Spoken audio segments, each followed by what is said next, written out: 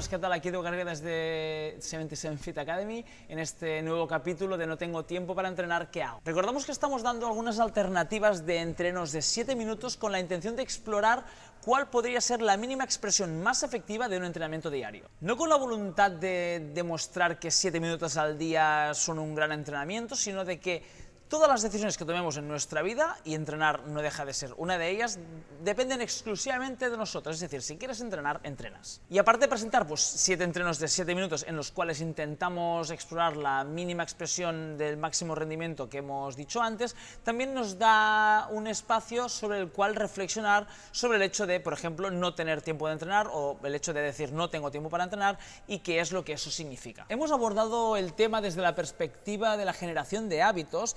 Queda pendiente, por cierto, abarcar cómo incorporar un hábito a nuestra rutina o a nuestro entreno, pero hoy hablaremos de otra cosa. Y evidentemente presentaremos el entreno para quien quiera hacerlo y enseñaremos la demostración, pero antes quiero hablaros de una cosa. Y lo prometido es deuda. En el último vídeo os prometimos que hablaríamos de cómo una enfermedad o una condición o una patología nos puede definir hasta el punto de adoptarla por necesidad e incluso somatizar enfermedades o dolores para poder disfrutar de ciertos privilegios. Y os voy a explicar un pequeño cuento para hablar de ello. Hace unos meses tuve la suerte de hacer un retiro en un monte que se llama Viladrau aquí en Cataluña, de ayahuasca, unos rituales con ayahuasca. No entraremos en detalles sobre ello, tal vez me lo guarde para un vídeo. Realmente la experiencia es brutal en cuanto al retiro en sí, pero bueno, sí que os diré que había gente de muchos tipos, de muchas índoles, algunos de ellos realmente jodidos, y me llamó especialmente la atención una chica que parecía ciega, pero que no lo era, a la que apodé cariñosamente como Daredevil. Estuvo todo el retiro con 1 o 2 vendas envueltas a los ojos, una gorra y un chico que la ayudaba a todas sus tareas, a todos sus menesteres, porque ella no se bastaba de sí misma para hacerlos. Al principio pensé, bueno, pues es ciega, no pasa nada, pero luego vi que no era especialmente hábil, que si era ciega se acababa de quedar ciega porque era muy errática, y me enteré que no, que había desarrollado una fobia a la luz que no le permitía tener los ojos expuestos. Por suerte el chico que la acompañaba vivía con ella y la ayudaba en absolutamente todo. Y bueno, pues el finde fue avanzando, pero me di cuenta de que la chica aprovechaba demasiado su condición como de ciega. No se integraba especialmente en el grupo, siempre estaba como un poco apartada, rechazó incluso la segunda ceremonia de ayahuasca, lo cual es un poco absurdo ir a un retiro de ayahuasca y rechazar participar de una ceremonia, ¿no? Luego hacíamos las integraciones al día siguiente, ella siempre estaba como un poco más alejada, pero luego decía que no hablábamos suficientemente fuerte, que si podemos gritar un poco más, todo eso como un poco dependiente.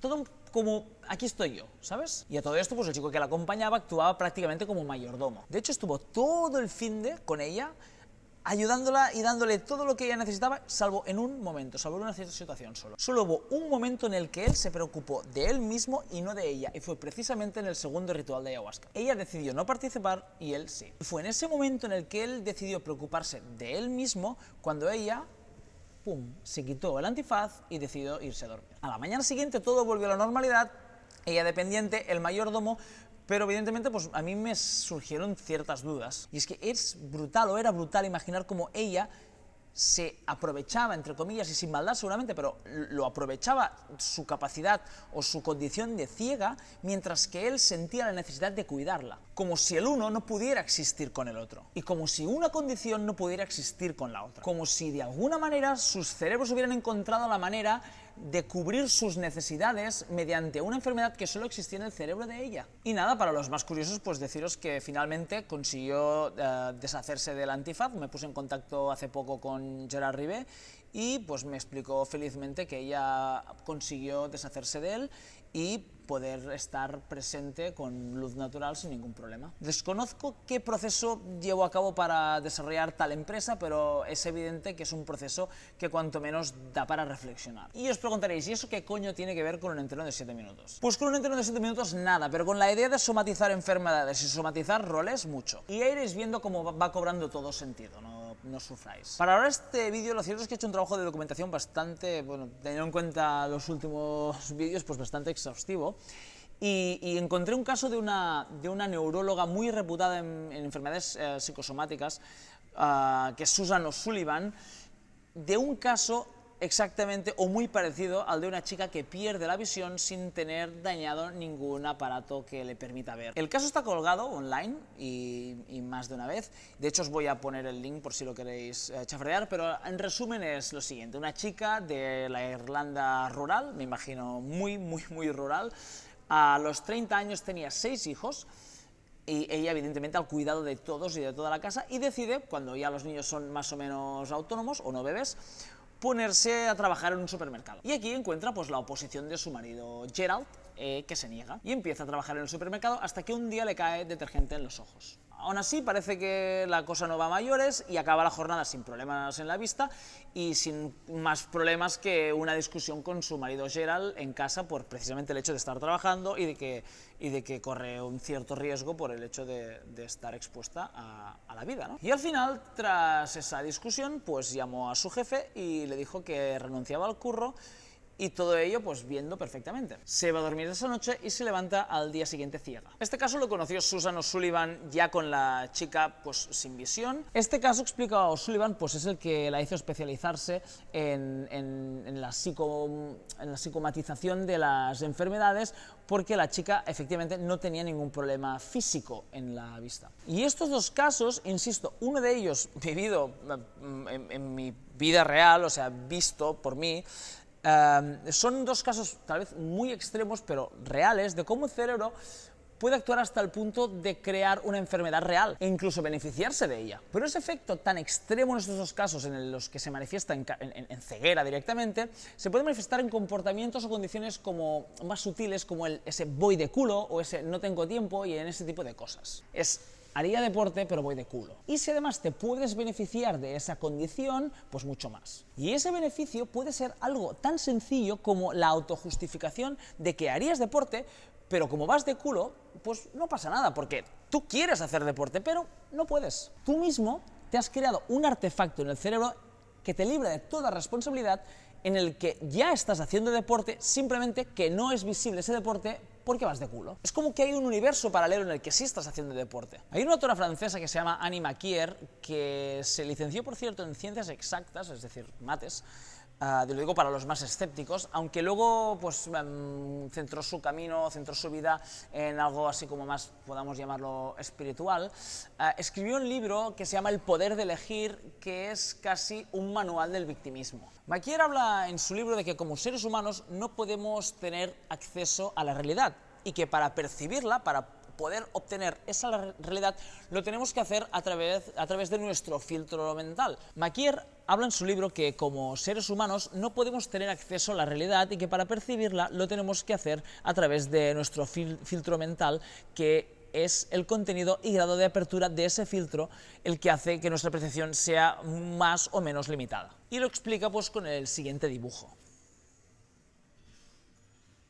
Y la autora continúa. Este contenido ha sido estructurado en función de la forma en que hemos programado nuestra mente inferior automática, a partir de las experiencias pasadas, infancia, vida intrauterina, vidas pasadas, constituyendo del mismo modo la función de nuestro nivel de evolución. Y esas programaciones son las que llamamos creencias. Además, a esas programaciones construidas a partir de la experiencia vivida y grabadas de una forma personal por el filtro mental, se añaden todas las estructuras adquiridas en el transcurso del condicionamiento familiar y cultural, que son archivadas también a un nivel bastante profundo, es decir, lo que se llama contextos de pensamiento o paradigmas. En resumen, se reconoce el hecho de que percibimos la vida a través de un conjunto de estructuras que limitan y deforman nuestro campo de percepción. Y creo que hasta aquí pues poco que rebatirle a la señora Maquier. Tal vez vaya un poco demasiado lejos para el gusto de algunos al sugerir que nuestra vida como feto, o incluso la vida de nuestros antepasados, puede condicionar la mirada que tenemos ahora nosotros. Y en este contexto pues Maquier acuña el término víctima o victimismo y victimismo como impotencia, vulnerabilidad, injusticia, azar, discriminación entre buena y mala suerte, incoherencia y imprevisibilidad, es decir, lo que es victimismo. Y esta, añade Maquier, pues es la forma de percibir el mundo de muchas personas, en el seno de la cual vive la mayoría de ellas, y que provocan una enfermedad que ella apoda como victimitis. Y Maquier además añade un seguido de ventajas que aporta esa condición de víctima o esa enfermedad a la que ella llama victimitis. Poder quejarnos, llamar la atención y provocar la simpatía de la gente bondadosa, poseer una excelente justificación para nuestros fracasos y para no emprender nada, poder censurar a los otros y encontrar así una vía de escape inconsciente a la insatisfacción de la vida y a todo nuestro paquete de emociones negativas, poder confabular y tener la impresión de que los otros nos dan la razón, poder declararnos en guerra y vengarnos sintiendo que tenemos derecho a ello, otra vía de escape para la violencia interior proveniente del bagaje emocional negativo que hemos reprimido, poder juzgar a los otros como incorrectos y de esta manera hacernos la ilusión de que somos correctos, poder sentirnos superiores a los demás, superficialmente evitar el sentimiento de culpabilidad personal, puesto que siempre la culpa es de los otros, y poder manipular haciendo sentir a los otros que son culpables en la medida que estos se lo crean. No sé, me parece brutal, porque a medida que iba escribiendo este guión y a medida que me iba documentando, iba viviendo o recordando o viendo situaciones en las que yo mismo u otros hemos utilizado este papel de víctima con estas mismas ventajas para sacarle un partido. Y si no, ahora, rebobinad, volved a ver las ventajas del papel de víctima o de la victimitis que dice Maquier e identificar situaciones reales del día a día, que son constantes. Y eso pues se puede materializar, esa victimitis, ¿no?, que dice Maquier, se puede materializar en casos mucho más extremos como los anteriores de ceguera, o en algo mucho más leve, como mínimo a la corta, que sería, pues no tengo tiempo para entrenar. Y lo jodido es que te lo crees, que te acabas convenciendo de que esa persona entrenaría, condicional, pero no puede porque no tiene tiempo. Es decir, en realidad estás entrenando, pero no. Y por cierto, los que practicáis algún deporte de competición, especialmente CrossFit, porque me lo encuentro en cada una de ellas, releed las ventajas que Maquier señala que tiene el victimismo y buscad casos en vuestro día a día de competidor. ¿Cuántas veces a una competición la gente llega que le duele eso, que le duele aquello, que no está en su mejor momento, que bla, bla, bla? Hostia, no recuerdo una competición en la que una persona me haya venido y me haya dicho estoy como un toro, voy a reventar. Siempre victimismo. Da que pensar, ¿no? Y nada, pues si os parece vamos a hablar un poco de entrenamiento ya. Hasta ahora pues llevamos un entreno de deadlift, otro entreno de burpees, otro entreno de kettlebell swing, y si hay un ejercicio que tampoco puede faltar en una semana en la que intentamos expresar lo máximo en el mínimo tiempo, pues ese es otro básico, que es el back squat. Como hay cierta controversia entre si es el back squat o el deadlift el ejercicio pilar de todos los ejercicios, y como no quiero polémicas, pues voy a poner los dos en la semana de 7 minutos. Y lo cierto es lo que después de estos 3 entrenos anteriores, lo que me pide el cuerpo tal vez sea un heavy day de verdad, pero si solo tenemos 7 minutos y en esos 7 minutos hay que calentar, aproximar pesos y hacer las series de trabajo, evidentemente en 7 minutos no da tiempo. Así que la idea es hacer un poco lo mismo que hicimos con el deadlift, buscar el componente metabólico. Y así que, igual que como el deadlift no tenía ni idea de cuánto era mi máximo, cuánto es mi máximo ahora, pues con el back squat tampoco, porque los kilos que hice en su día, pues evidentemente ya se fueron, así que voy a ir un poco por sensaciones. Tenía clara la idea de que tenía que ser un minimum de 7 minutos en los que en cada minuto iba a hacer un número de repeticiones e iba a subir los kilos mientras bajaba las repeticiones por cada uno de los minutos. Sirve para ir entrando, sirve para ir calentando y aparte te va poniendo en tu puesto poco a poco.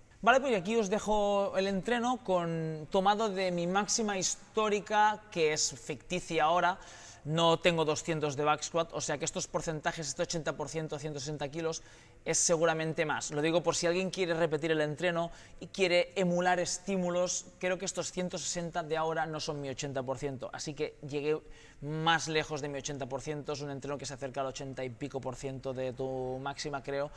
Y si alguien lo quiere probar, pues que infle un poco los porcentajes. Pues muy bien, muchas gracias. Os dejo con el cuarto entreno, este sí, 7 minutos puros de back squat, y la semana que viene entraremos un poco en cómo afianzar unos hábitos y cómo incorporarlos en tu vida.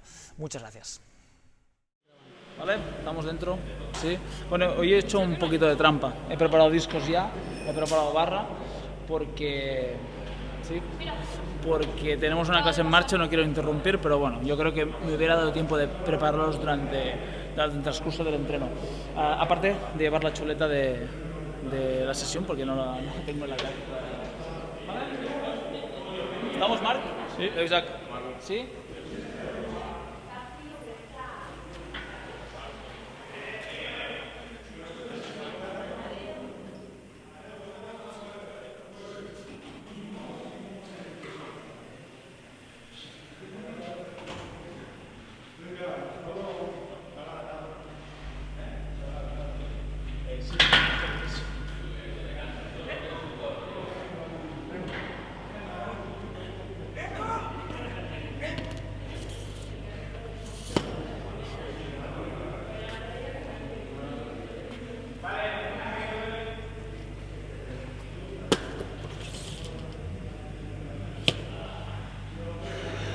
7:30 de la tarde. Tengo media hora para hacer esto e irme. Y estar en el otro gimnasio.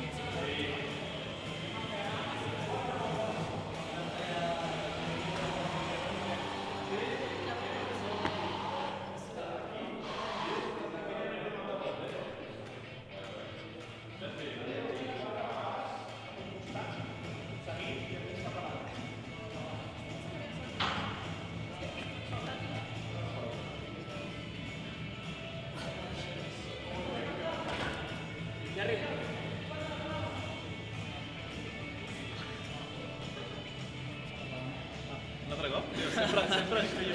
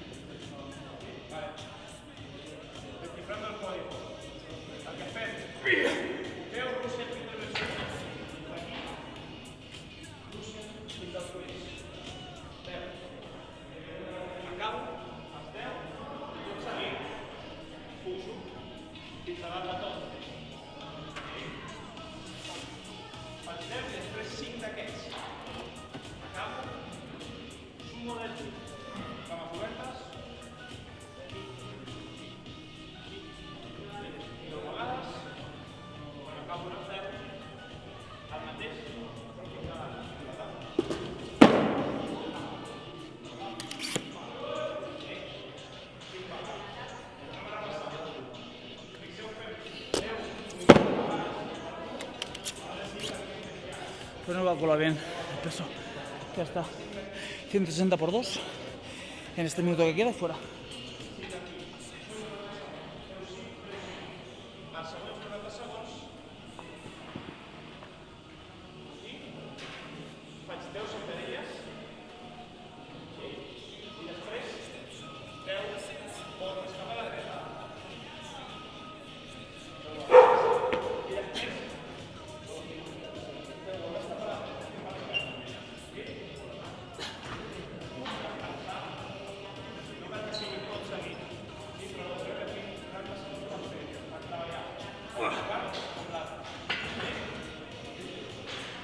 Bueno, 2 por 100, bueno, qué sé, 4 por 20, 12 por 60, 10 por 80, 8 por 100, 6 por 120, 4 por 140, 2 por 160. En teoría los porcentajes, ya los habéis visto, no es real. Es más, que estos 160 no son mi 80% ahora, ni de puta coña. Y aparte, o sea, ya sabes, sensación de decir, esto se va a sentir mañana cuando me levante, pues ya se siente hoy. De todos los entrenos que hemos grabado hasta la fecha, este es el cuarto. Creo que supera con creces el que más se le parece, que es el de deadlift. Y hostia, como cuadres los kilos, como metas los kilos, que realmente es este porcentaje que es súper apurado a las dos, evidentemente necesita la capacidad, ¿no? De mejor un power o un halterófilo debería, no sé, descansar un poco más o trabajar con porcentajes más bajos, pero si llegas ahí, bueno, mañana se verá qué tal. Muchas gracias.